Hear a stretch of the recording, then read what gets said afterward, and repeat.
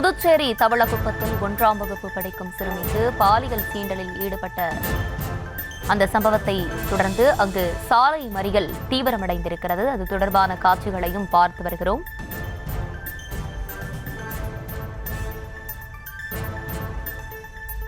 பள்ளி நிர்வாகத்தின் மீது நடவடிக்கை எடுக்க வேண்டும் என அந்த பகுதி மக்கள் கோரிக்கை விடுத்து சாலை மறியல் போராட்டத்தில் ஈடுபட்டு வருகிறார்கள்.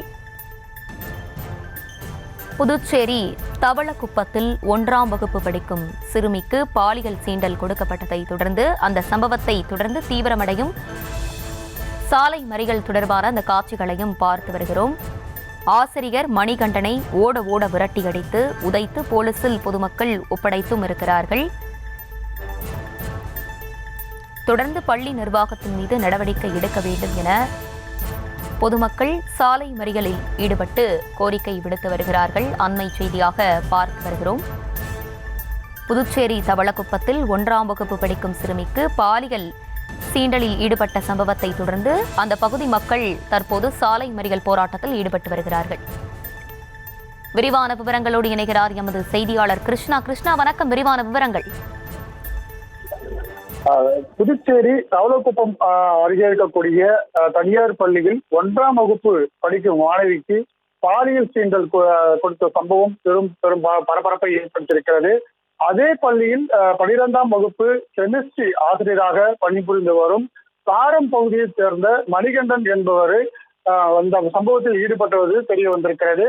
அந்த சிறுமியின் உறவினர்கள், பெற்றோர்கள் மற்றும் பொதுமக்கள் அனைவருமே ஒன்று திரண்டு பள்ளியில் உள்ளே சென்று அந்த ஆசிரியரை கடுமையாக தாக்கி அந்த சம்பவம் பெரும் பரபரப்பை ஏற்படுத்திய நிலையில மேலும் இந்த அந்த ஆசிரியரை கடுமையான தண்டனை கொடுக்க வேண்டும்.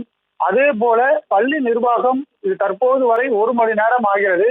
இது சம்பந்தமாக எந்த ஒரு பேச்சுவார்த்தையும் நடத்த வரவில்லை எனவும் கடுமையான குற்றச்சாட்டுகளை முன்வைத்து இந்த போராட்டமானது தீவிரமடைந்து வருகிறது. அதே போல இந்த பள்ளி அந்த ஆசிரியர் ஏற்கனவே அந்த 12ஆம் வகுப்பு மாணவிக்கு பாலியல் சீண்டல் தந்திருப்பதாகவும் அந்த பள்ளியில் படிக்கும் மாணவர்கள், பெற்றோர்கள் மற்றும் பொதுமக்களிடமும் இது சம்பந்தமாக தெரிவித்ததாக கூறப்படுகிறது. ஆனால் தொடர்ந்து இந்த பாலியல் சீண்டலில் ஈடுபட்டிருக்கக்கூடிய இந்த ஆசிரியர் ஏன் இதுவரைக்கும் எந்த ஒரு நடவடிக்கையும் எடுக்கவில்லை? அவர் மீது கடும் நடவடிக்கை எடுக்க வேண்டும். அதே போல இந்த பள்ளியை இழுத்து மூடி சீல் வைக்க வேண்டும். பள்ளி நிர்வாகம் தங்களிடம் உடனடியாக பேச்சுவார்த்தை நடத்த வேண்டும். இதுவரைக்கும் வராத இந்த பள்ளி நிர்வாகத்தை கண்டித்து நாங்கள் தொடர்ந்து இந்த போராட்டம் தீவிரப்படுத்துவோம் என்றும் அவர்கள் இங்கு இந்த சம்பவ இடத்திற்கு வர வேண்டும், வரவில்லை என்றால் இந்த போராட்டம் கைவிட மாட்டோம் என காவல்துறையிடம் கடுமையான வாக்குவாதத்தில் ஈடுபட்டு வருகின்றனர்.